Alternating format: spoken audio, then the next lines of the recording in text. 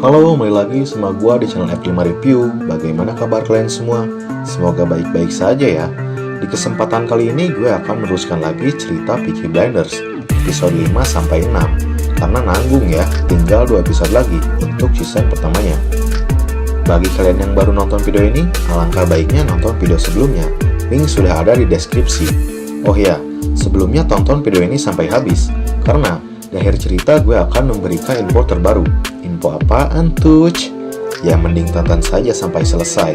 Oke, tanpa berlama-lama, kita langsung saja gaskan ke videonya.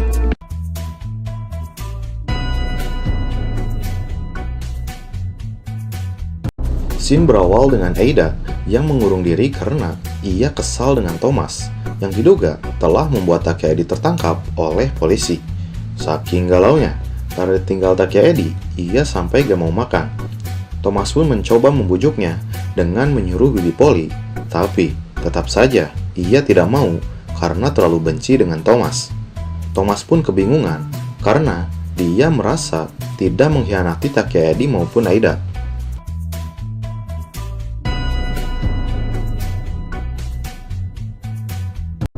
Di tempat lain, Arthur dan John mendatangi sebuah arena tinju. Mereka mendatangi tempat tersebut karena tidak adanya japrem atau jatah preman dan izin usaha kepada Peaky Blinders. Tetapi, saat Arthur berdebat dengan si pemilik tempat tinju tersebut, ia mendengar suara yang tidak asing baginya. Bloody hell do you think you are? My name ain't Arthur Shelby! Dad? Jesus.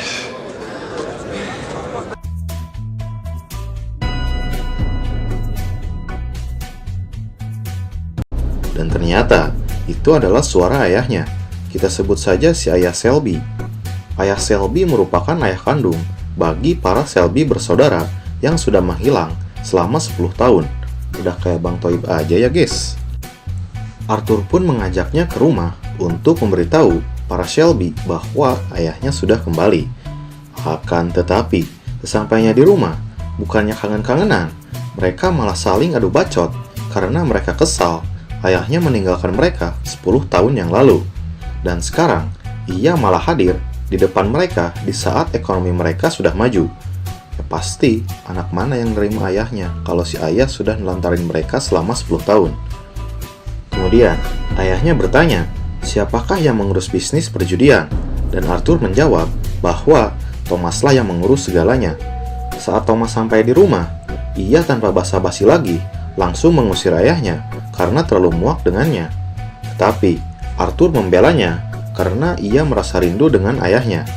Akan tetapi Thomas menegaskan bahwa mereka membutuhkannya saat 10 tahun yang lalu dan bukanlah sekarang.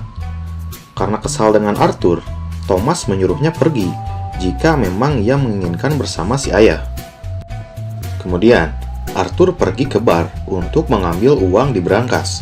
Akan tetapi ia bertemu dengan Grace yang sedang melakukan pembukuan hasil pemasukan dan pengeluaran dari bar. Dan tiba-tiba Grace bertanya kepada Arthur tentang pengeluaran uang bar yang tidak ada laporannya. Arthur mengatakan kepada Grace pengeluaran itu untuk informan Peaky Blinders, yaitu si Danny. Grace pun bertanya-tanya karena yang ia ketahui Danny itu sudah mati akibat kesalahannya dengan orang Italia. Dan saking tolilnya, Arthur malah terlalu banyak bicara dan mengatakan bahwa Danny masih hidup dan yang dikubur itu bukanlah dia. Grace pun menduga ada suatu hal yang mencurigakan di dalam kuburan itu dan ia pun langsung mengeceknya.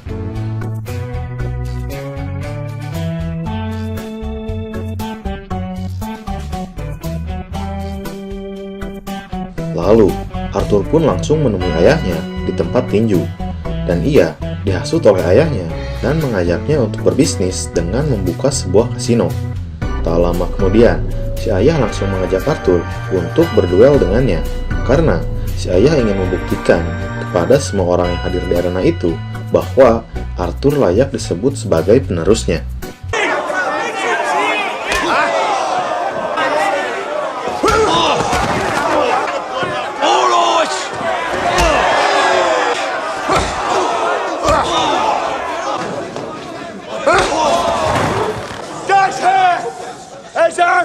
Shelby Jr.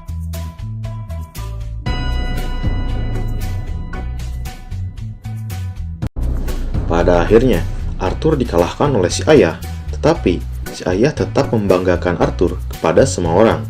Keluarga paling barbar emang mereka ini. Kemudian, saat Thomas sedang minum di bar, ia ditemui oleh seorang anggota IRA untuk berunding masalah pembunuhan anggota IRA yang terjadi di video sebelumnya. Anggota IRA menuduh bahwa yang membunuh anggotanya itu adalah Peaky Blinders. Ia tidak terima karena anggota yang dibunuh itu masih satu darah dengannya dan ia menginginkan balas dendam. Ia pun mengancam Thomas dan menyatakan bahwa ia bukanlah orang sembarangan di organisasi IRA dan ia menginginkan informasi senjata yang dicuri itu atau Thomas akan ia bunuh. Thomas pun langsung menjawabnya bahwa ia tahu lokasi senjata itu dan ia akan memberitahunya jika harganya sesuai. Lalu, Thomas menemui si mayor dan mengatakan bahwa ia ditemui seorang anggota IRA dan ternyata orang itu adalah buronan yang dicari oleh negara Inggris. Jadi, Thomas mengajak si mayor untuk kerjasama menangkap buronan itu. Awalnya, si mayor menolak, tetapi karena ia ingin mendapatkan penghargaan dari Raja Inggris, jadi ia menyetujuinya.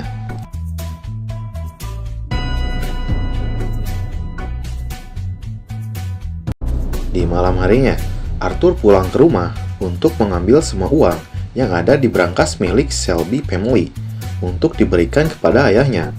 Karena ia diajak ayahnya untuk membangun sebuah bisnis kasino. Dan ayahnya menjanjikan bertemu di hari Jumat di pelabuhan untuk memulai bisnis kasino itu. Arthur pun senang akan hal itu sampai ia tidak sabar untuk memulainya. Di tempat lain, Thomas mempersiapkan rencananya yang telah disusun dengan si mayor untuk menjebak anggota IRA, dan ia menyuruh Grace untuk bersembunyi serta bersiap untuk menodong mereka dengan sebuah pistol jika sudah dibutuhkan. Saat para anggota IRA masuk ke bar, para polisi pun bersembunyi di pinggir bar karena kesepakatannya mereka akan menangkap anggota IRA itu. Akan tetapi, saat Thomas memulai pertukaran uang dan peta letak penyimpanan senjata itu, ia langsung ditodong oleh salah satu anggota IRA itu, dan tiba-tiba To barmaids, you don't count.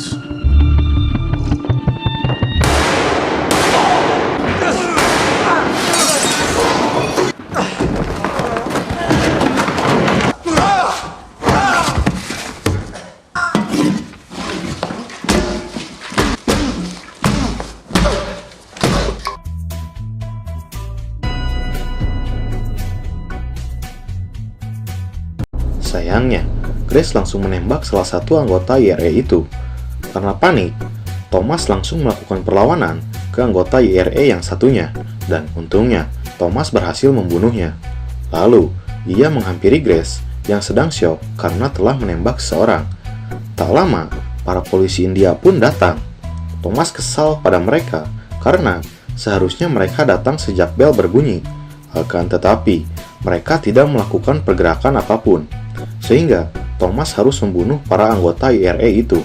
Dan yang bikin gue kesel, si polisi itu bukannya cepat-cepat membereskan mayat anggota IRA itu, mereka malah menyindir Thomas dan Grace dengan bacotan yang tidak nyaman untuk didengar.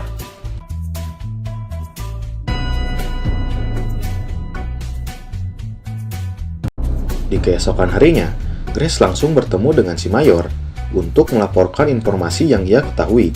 Akan tetapi, si mayor malah menyindir tentang kejadian malam tadi. Karena dari laporan yang ia terima, Grace berpelukan dengan Thomas saat polisi datang.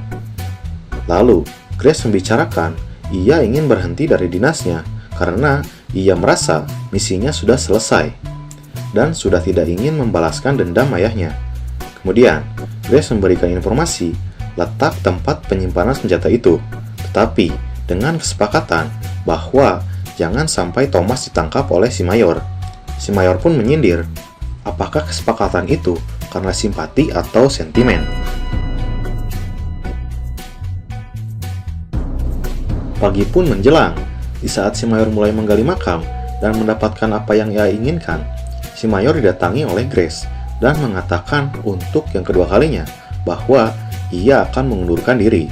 Lalu, tiba-tiba, Regulations permit me to offer you this. Will you marry me? You deserve better.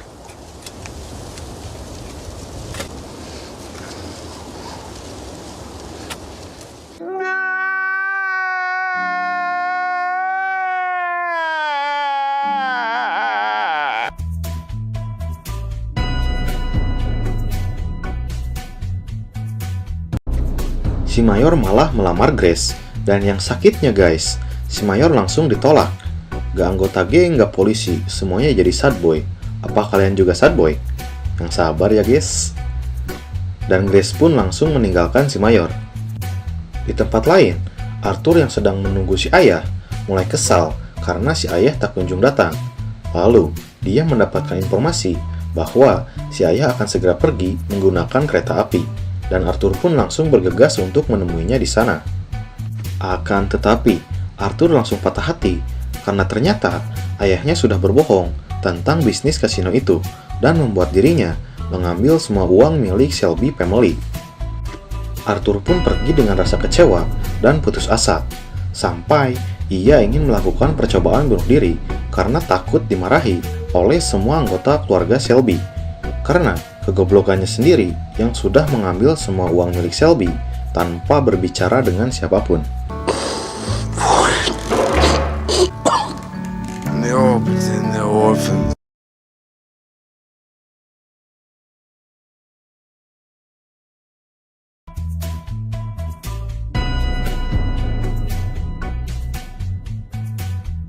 Akan tetapi, usahanya itu gagal karena tali tambangnya putus. Bisa gitu ya? Di sisi lain, si Mayor yang sedang galau berat dan merasa misinya sudah berhasil karena sudah mendapatkan senjata curian itu, ia langsung membuat operasi untuk menangkap Thomas tanpa memperdulikan lagi permintaan terakhir Grace saat berada di makam.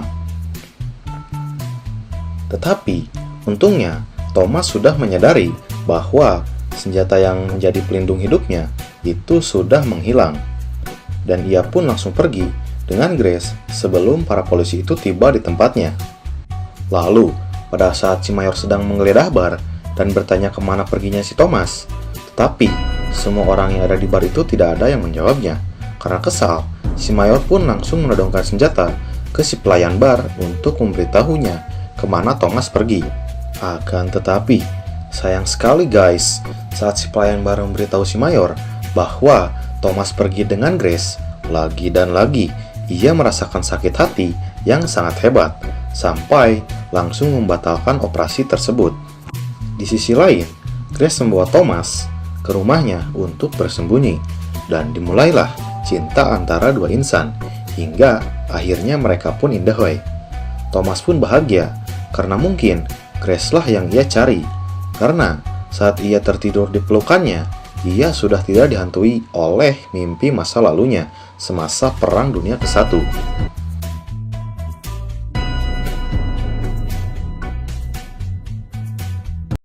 Di pagi harinya, karena Arthur tidak berhasil bunuh diri, ia pun pulang ke rumah dan bertemu dengan Thomas. Thomas pun kesal dengan tingkah Arthur, ia pun meledeknya dengan mengatakan kenapa dia tidak bunuh diri dengan mengheadshot kepalanya sendiri. Dan Thomas bertanya kepada Arthur, di saat keluarga ini sedang akan menuju masa kejayaannya, mengapa ia melakukan kebodohan itu? Arthur pun terdiam, tidak bisa berkata apa-apa. Tapi, karena Thomas adalah orang yang peduli dengan keluarga, ia pun menghibur Arthur dengan menyatakan bahwa usaha ini tidaklah hanya dia sendiri yang mendapatkan keuntungan, karena dia sudah membagi saham itu untuk mereka bertiga, yaitu Thomas, Arthur, dan John.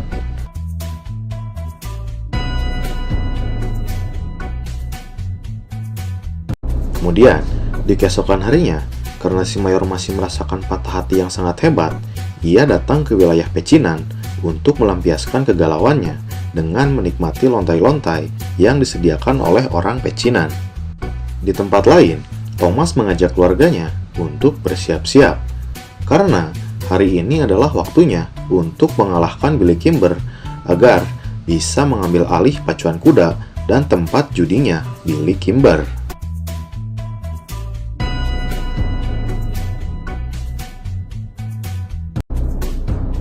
Kemudian, kita pindah kepada Grace yang sedang berada di museum karena ingin bertemu dengan si Mayor.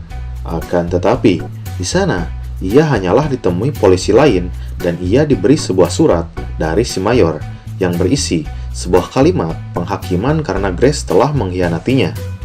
Kemudian, saat para Peaky Blinders datang ke pecinan untuk mengambil jas yang sudah mereka pesan, Thomas diberitahu oleh pemilik tempat jahit itu bahwa ada si Mayor di tempatnya. Lalu Thomas pun menemuinya. Akan tetapi, saat mereka mulai mengobrol, si Mayor langsung mengintimidasinya bahwa sebelum hari ini selesai, Thomas akan merasakan patah hati yang sama seperti dirinya. Karena pria seperti mereka sampai kapanpun akan tetaplah merasa kesepian.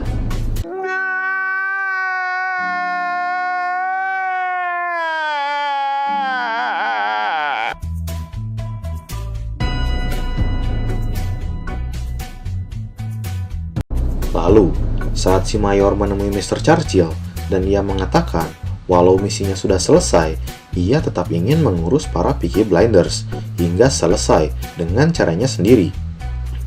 Di tempat lain, di sebuah penjara, Takia Eddie diberitahu oleh sipir penjara bahwa Takia Eddie akan dipindahkan ke kantor polisi lain. Dan sipir itu menambahkan jika ia akan dibebaskan karena Peaky Blinders telah mengancam keluarga si sipir itu. Who did? Peaky Blinders.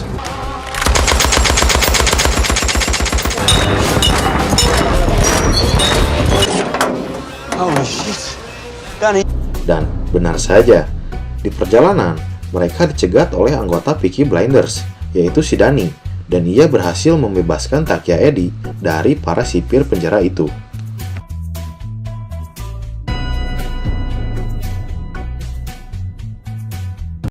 Kemudian, scene beralih kepada para Peaky Blinders yang sedang berpesta, sekaligus bersiap-siap untuk perang melawan Billy Kimber. Saat Thomas berbicara dengan Grace, Grace memberitahunya bahwa ia akan pergi dari tempat itu setelah Thomas pulang dari Billy Kimber. Saat Thomas membujuknya dengan apa yang ia akan dapatkan setelah berhasil mengambil semua milik Billy Kimber, ia dikagetkan dengan informasi dari anak buahnya bahwa Billy Kimber akan datang menuju tempat itu. Lalu, Thomas pun panik dan menyuruh Aida untuk pergi meninggalkan tempat itu. Thomas pun kebingungan kenapa Billy Kimber bisa tahu bahwa ia akan menyerangnya pada hari itu. Dan Bibi Polly mengatakan mungkin saja ada pengkhianat di antara mereka. Dan yang paling mungkin terjadi adalah orang terdekatnya Thomas. Bibi Polly pun mencurigai Grace. Karena cintalah yang bisa membutakan seorang pria. Meskipun Thomas orangnya sangat tertutup, bahkan kepada keluarganya sendiri tentang semua rencananya, Bibi Polly berpikir Thomas tidak mungkin tertutup kepada orang yang ia cintai. Lalu, Bibi Polly pun mengajukan diri untuk mengurus Grace pengkhianat itu. Saat ia menemui Grace, ia langsung ditodong senjata oleh Grace.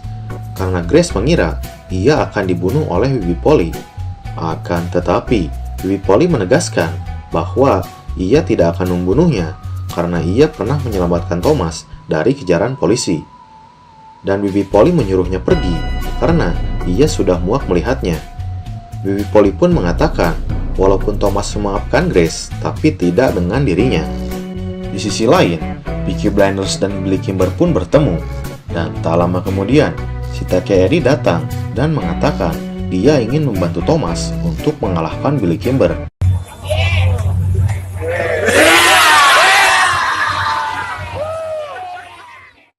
Akan tetapi, tiba-tiba Aida datang dan berusaha melerai mereka dengan mengatakan tidak ada gunanya berperang satu sama lain. Yang ada hanya akan membuat sedih keluarga yang ditinggalkan jika salah satu dari mereka tewas. Saat Aida selesai berbicara, Billy Kimber pun berpikir bahwa ia merasa setuju dengan Aida dan untuk apa pertumpahan darah di kedua kubu itu. Billy Kimber pun merasa mending ketua geng dari salah satu mereka saja yang mati. Dan tiba-tiba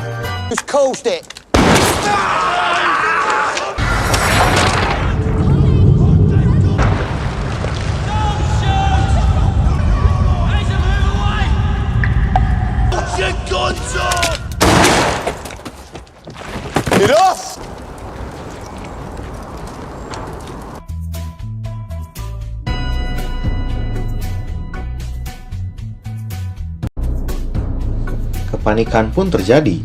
Danny yang sangat setia dengan Thomas, dia langsung menghadang tembakan kedua dari Billy Kimber dengan tubuhnya, dan ia pun langsung mati di tempat. Karena Thomas melihat Danny tertembak, ia pun langsung mengheadshot si Billy Kimber, dan pertarungan itu akhirnya dimenangkan oleh para Peaky Blinders. Kemudian, Thomas menyuruh seluruh anak buah Billy Kimber untuk pulang ke keluarganya masing-masing. Setelah itu, mereka pun merayakan kemenangannya dengan berpesta, sekaligus melakukan penghormatan terakhir untuk Danny. Kemudian, di malam harinya, si Mayor diberitahu oleh bawahannya bahwa perkelahian antar geng itu dimenangkan oleh Peaky Blinders. Dan ia diberitahu bahwa Stachiadi telah berhasil lolos dari penjara. Ia pun bingung karena sebelumnya ia menarik semua anggota polisi di jalanan itu supaya para Peaky Blinders itu bisa dibasmi oleh Billy Kimber tanpa campur tangan polisi. Akan tetapi, malah menjadi senjata makan tuan bagi dirinya. Di sisi lain, saat para Peaky Blinders berpesta di bar, Thomas pergi mendatangi Grace. Dengan rasa kecewanya, ia tetap menemuinya. Dan season 1 pun berakhir dengan permulaan perjalanan ambisi dari Thomas dan perjalanan kehidupan cintanya yang tragis.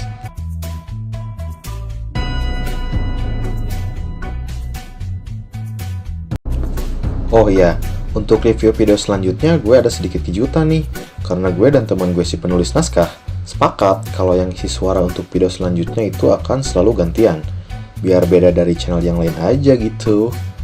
Dan jika kalian suka review dari F5, silahkan like dan subscribe aja ya. Dan jika ada saran atau masukan, silahkan komen saja di bawah. Terima kasih. To offer you this. Will you marry me? You deserve better.